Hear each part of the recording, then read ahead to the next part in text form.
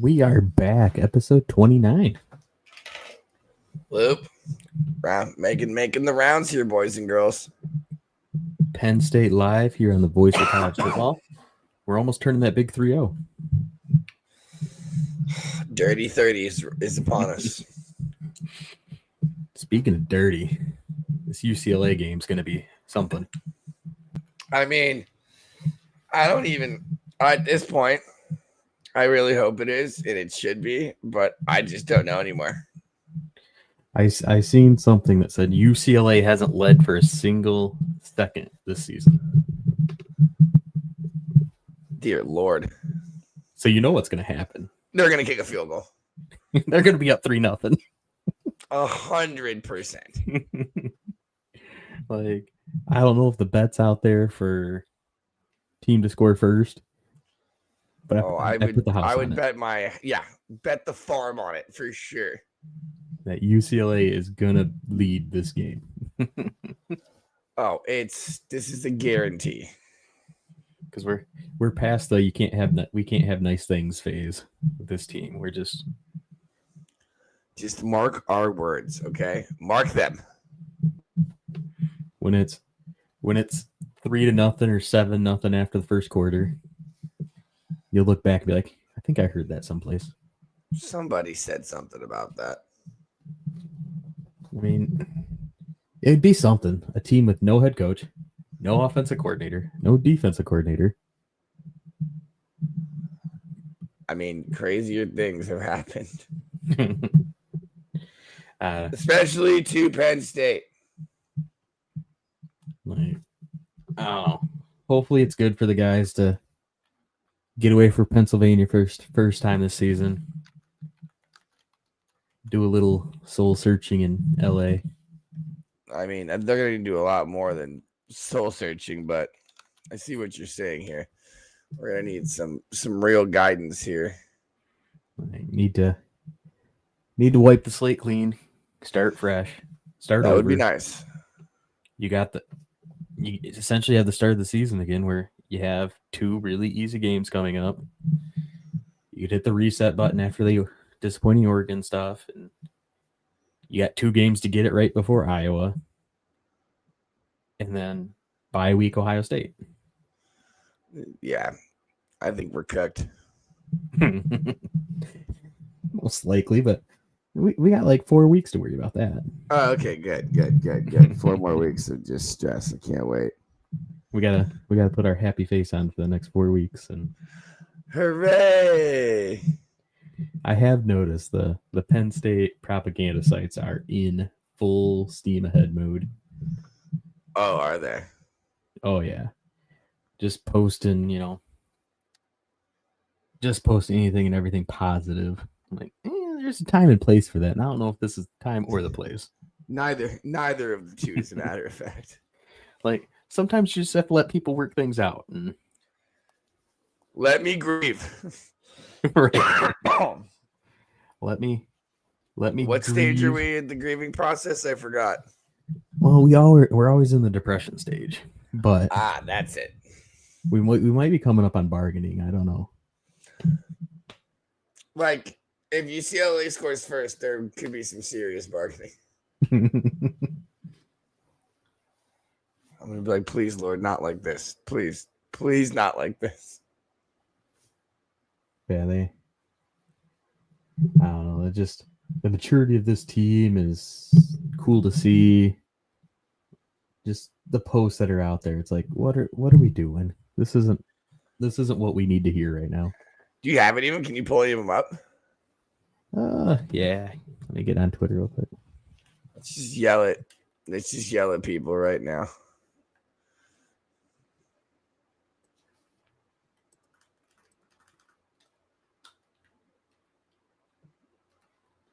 Let's see what they have for us. State media. So, this is pretty much run by NIL money. Let's see what we got here. Let's share the screen. There we go. The maturity level of our football team is cool to see. I'd rather see us win a big game and be immature. Yeah, I'd rather. Yeah, exactly. Yes, exactly that. Nobody was Oh, calling that's it cool. Nobody called Oregon mature after the whiteout. No, nobody did at all. Just what? that their coach was on Whatsoever. crack and or coke. Sorry. It's so family oriented. It's not just about football. For us, it's about. I'd rather it be about football. I would prefer, Like instead. it's cool. It's cool. You guys all like each other and all. I get it, but yeah, cool story, bro. Like, just win the one damn big game. Give us one big game. No, we won't. We don't get that. Do you understand? We don't get that. Yeah. Shut up and play ball. Go out and make plays by tight end Andrew Rapoli, who, I mean, didn't do much against Oregon.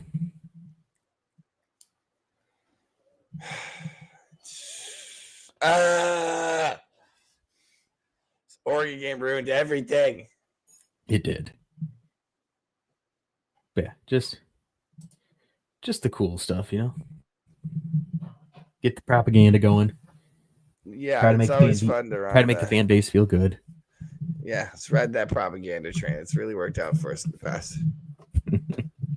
This might be the most low-key depressing Penn State show on the internet. It's rather rather docile. We're vibes are not high right now. If we're being honest, all right, the vibes are not high. And the worst thing is, like, there's nothing they can do in the next two games to change any of that. No. If God forbid they lost one of these two games, then we got to get pitchforks and torches. Oh yeah, like you lose Iowa, you're gonna get the pitchfork and torches in 3 weeks.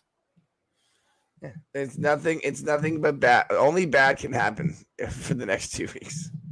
Yeah, you essentially get the 17th and 18th best teams in the conference this week. Literally, if the only way I would be impressed is if we score 100 points. That's the only way. It's so crazy. The non-conference, the 3 teams we played non-conference, were bad group of 5 teams in Villanova. And then we go against number 2 Oregon, who's now number 2, and then the 2 worst teams in the Big Ten. Like,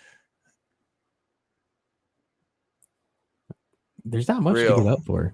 Real tough schedule. Yeah, like you're not sitting there grinding one away against Illinois or something. No, you're just playing absolute nobodies and making it boring at that. Yeah, and we're oh my god. What are we gonna do, dude?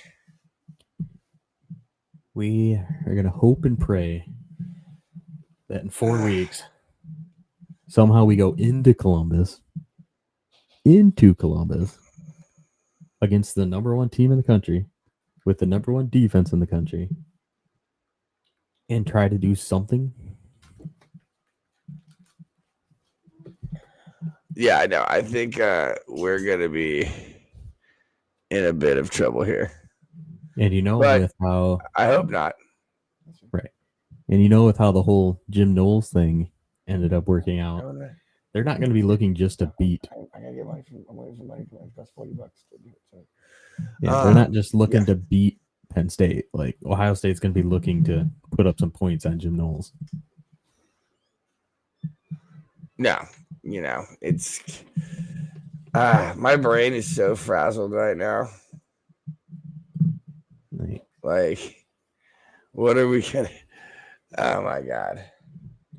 Like the must-haves for this game is you have to see the run game get going.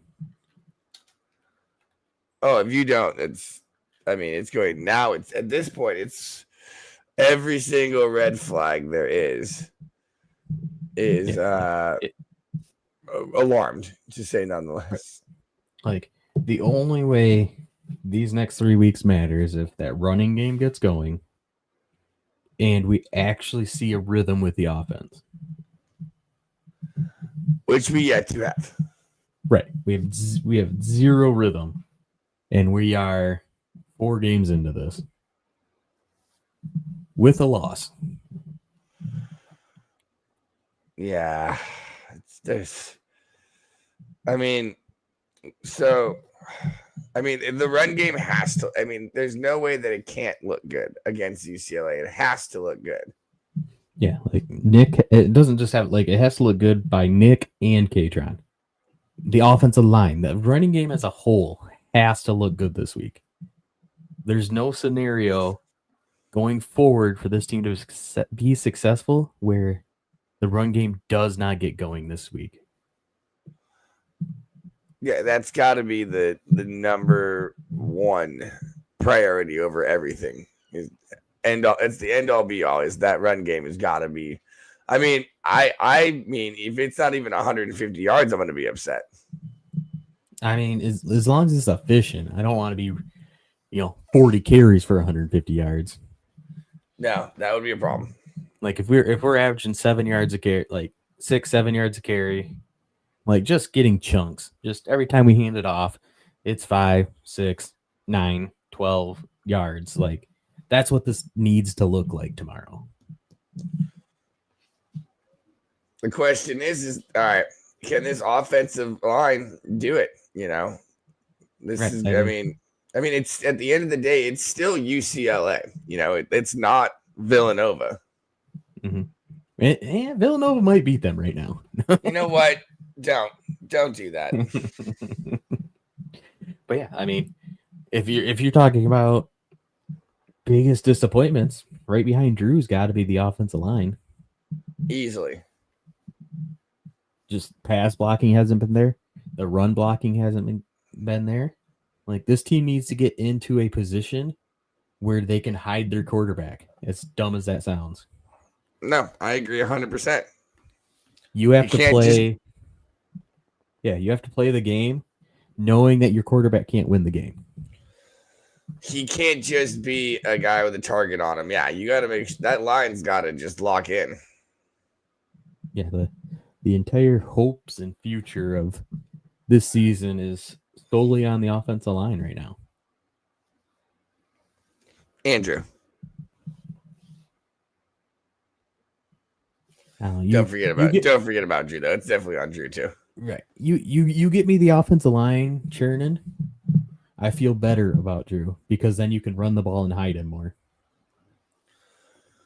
Yeah, but we haven't seen anything this year that indicates anything of a decent run game. No. I think, like I said, with the Oregon loss, I think you have to just start fresh. Like the season starts now again. Like just how it all went down. What it was stupid is we're sitting here. The national media is handling it better than us because the outside, if you're outside the Penn State fandom, you saw Penn State take Oregon to double overtime. It's not what I saw. Right. That's not what anybody in the Penn State world saw. They just saw the same old. Hey, we went up against the top team and we lost. Yeah. It was rinse, wash, repeat. Like, I don't know what the opposite of rose-colored glasses are, but that's what Penn State fans have. Blue-colored glasses. Like, we're not seeing what people that aren't invested are seeing, where, like, yeah, you can take the small victory if there's no narratives. Like, you just looked at the Penn State team ranked number 2, lost to a number 6 Oregon team in double overtime. Not that bad of a loss if you just take every narrative out of it. But that's not college football. That's not the reality of the situation. No, it was 3 quarters of dog shit and then finally turning it on in the 4th quarter to figure something out.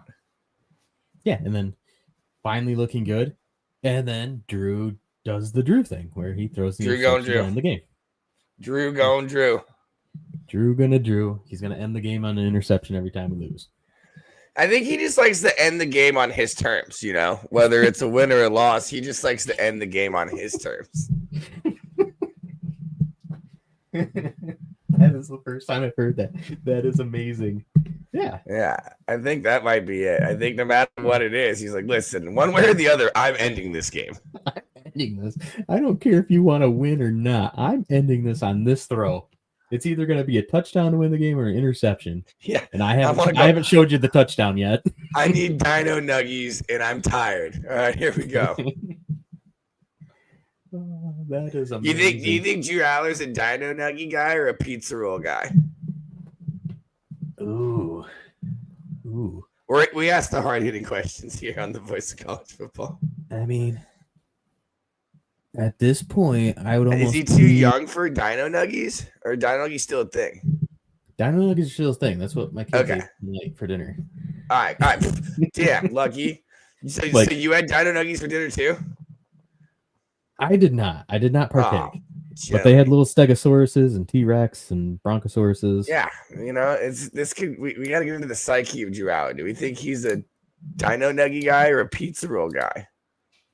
Or is he had this a couple weeks ago? Alphabet Nuggies.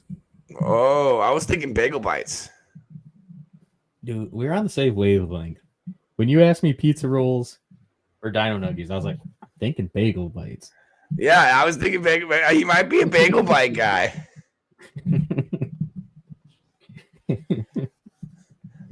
Everybody who's listening to this right now is like, what in God's name are these two talking about? If we're being honest, there's not much to talk about. It's what are we ranked now? 7th? Yeah. 7th, going across the country to UCLA to take on a team that doesn't have any coaches. Hey, it's at the Rose Bowl though. Cool venue. It'll be empty. It will be empty. The seating at UCLA games has been, needless to say, laughably low. All right. Curious. I got to pull up something to show you. Yeah, I'm doing the same. Are you pulling up the seats from UCLA? No, pulling up something better. Here we go. Oh no. So I think it's definitely going to be one of those things where there's going to be more Penn State fans in the audience than there are UCLA fans. That's what I'm thinking. This is what's being called for by UCLA. A blue out. A blue out? A blue out. The blue out. Yeah, okay. Yeah, maybe they might get enough players. They might get enough people in there to spell UCLA. Don't the empty chairs do that for them? Oh, yeah. So perfect. They're just going to tell them to not sit there. Just do us a favor, guys. Wait till we come back tomorrow night at 7 o'clock and we're like, we lost. We're just come back completely devastated. Like, I'm not sure how I'm supposed to feel after this, but I know it's not good. I don't feel good about this at all. That reminds me of that meme where the professor's like, all right, you think you guys are so smart. Y'all cheated on the test. Well, I'm going to do another test that I did right now. He's like, I have no idea how you guys aced that test as well. Yeah, I mean, this may be the deadest Penn State's been this point of a season in forever. I don't know. Like, when's the last time there's been zero hype going into the 5th game of the season? I think we're gonna have to go back a little bit for that one. Like, excluding the 2020 COVID season, because that doesn't count. Oh, I found the photo. Yes. This was this was 3 weeks ago at the Rose Bowl. On share screen, edition, share. Go ahead and pop this bad boy up onto the pop it in there. Boom. I mean, you can read that UCLA crystal clear. Look at that. Look at that. Look at it. Will you look at it? Just look at it. It's so bad. There's nobody there. I mean, I think the last time we felt like this was probably, you could say 2021, but that was injury based. That wasn't. We don't have the injuries to say that's why we suck right now. Yeah, but I mean, it's hard to not say we don't suck. Yeah, like, I think this is, we are at the, what we think is the basement right now of the James Franklin. I think this is like that. I don't think you really know what a bad day is. Like, this is the current basement of the James Franklin tenure at Penn State. Yeah, I feel like we're scratching the surface of the basement. Where, last 3 seasons before this, we've been hitting our head on the ceiling. Now we're just sitting on the basement like, hey, is this floor going to give out? At this point, lower? Just let it at this point. I mean, there's a world where Penn State goes on a 4-game losing streak coming up here. Sweet dear Lord, why would you even put that into the universe? I'm just saying. The hell is wrong with you? If we want to talk about rock bottom, you drop the Iowa, you drop the Ohio State, you drop the Indiana, you drop the Nebraska. Like, oh, mother of God. Or. No, I can't even say it. Like, we're not going to beat Ohio State. Nah. To be fair, it's not looking good, for being honest with ourselves here. The best case scenario for Penn State right now is beat Indiana and hope Nebraska wins some games before then. Like, Penn State should be the biggest Nebraska fans right now. Yeah, they need to just win out. So you can get 2 ranked wins there after the Ohio State loss. You can come right back. Indiana's going to be ranked. It's after the Ohio State loss. Just right. Just go ahead and put it out on that calendar real quick. I mean, it's possible here for Nebraska to be 1-loss team come Penn State time. They play Michigan State this week. Nothing worrisome there. No. Maryland, who's 5-0, but they're Maryland. Maryland is pissing vinegar right now, dude. They are good.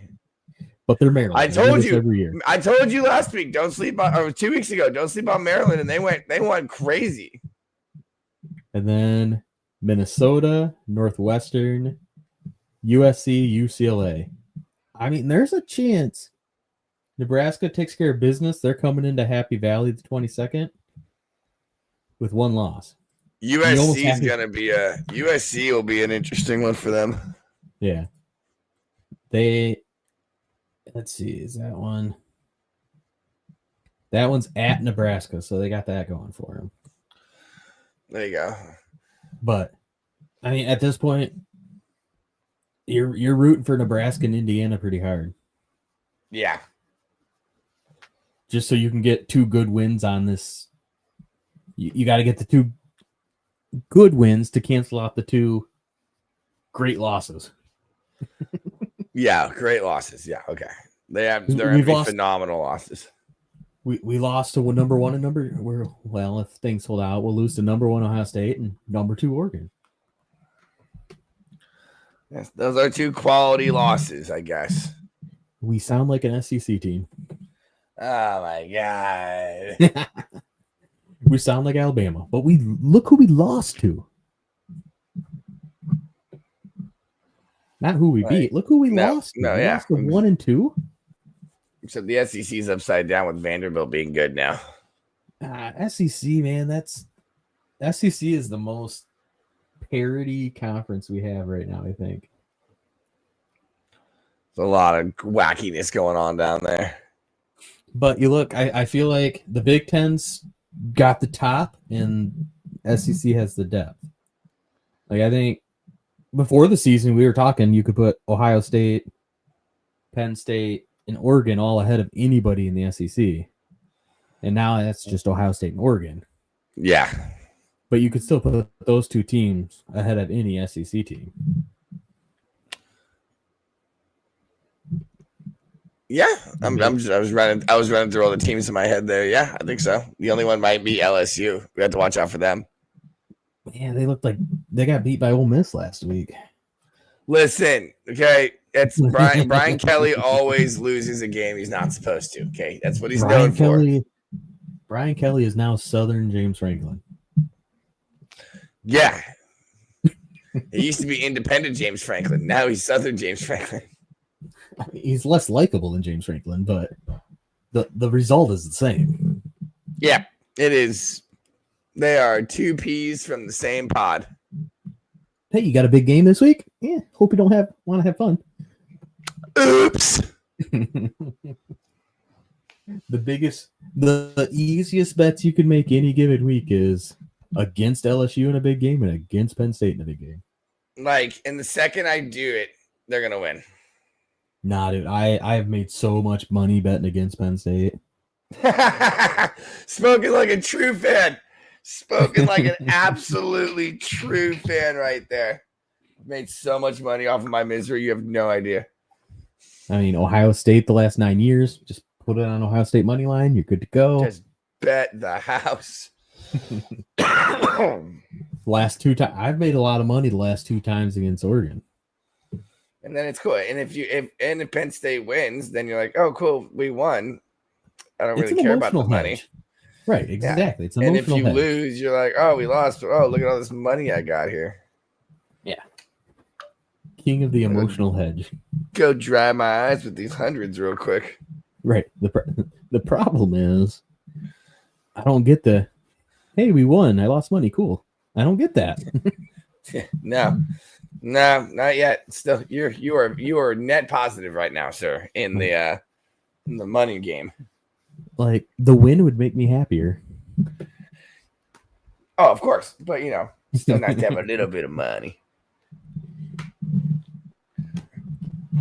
Yeah, so, I mean, I guess we'll finish out this episode on, like, a real football note, I guess. Should we do predictions after? Should we do that and then predictions? Yeah. Like, I think, I know we already talked about it. Like, we got to see the run game get going. The defense, I'd like to see more pressure. Like, we had 1 negative play on defense last week. Yeah. Like, I think you'd like to see UCLA behind the chains this game. And all that would take is 2 tackles for losses and you'd beat the Oregon game. Yep. So I think those are the 2 most important things we need to see out of this. Not that it changes a single iota for this team, but you'd like to see more chaos on defense and see Nick and K-Tron both get going. What I want to see the linebackers wake up.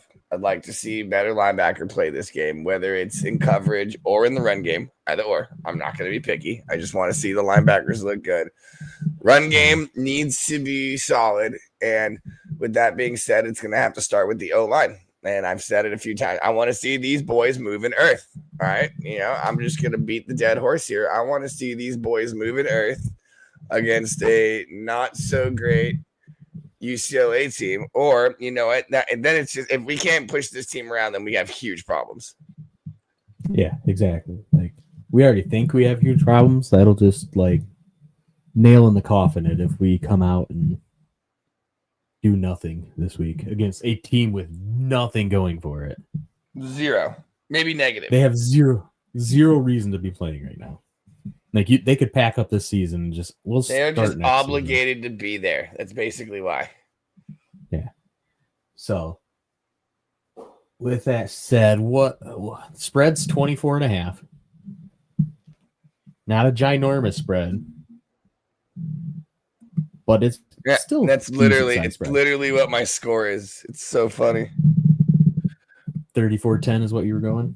35. 35-10.